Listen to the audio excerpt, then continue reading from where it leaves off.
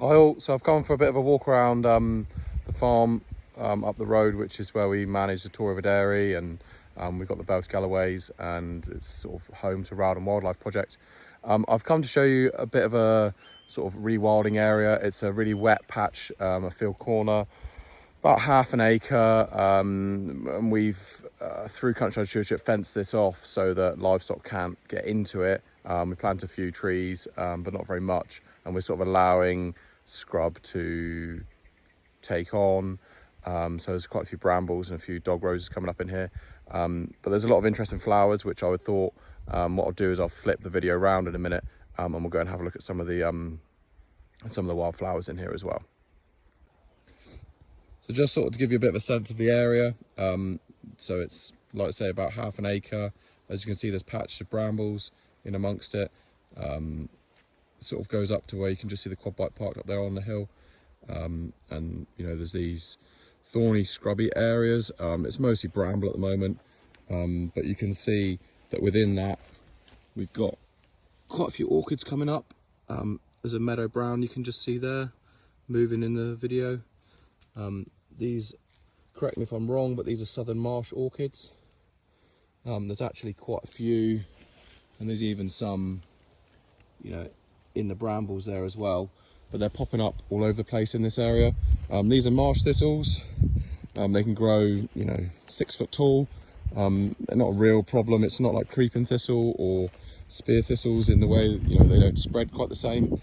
They're a real good food source for your goldfinches and siskins, that kind of thing. They'll eat the actual seed heads. There's loads of fleabane on the floor here. It's not in flower yet, but it has quite a pretty yellow flower. This is a previous year's stalk, so it comes up, and then those are sort of little yellow flowers. Sometimes people mistake it for ragwort. You can see down here there's more orchids. This is a, you know, dog rose. Again, it's thorny, so it's not going to be eaten by anything at the moment. There is still obviously deer access in here, so they can browse and graze among it. More brambles here. As you can imagine, in the winter this gets pretty wet. There's almost areas of standing water in here.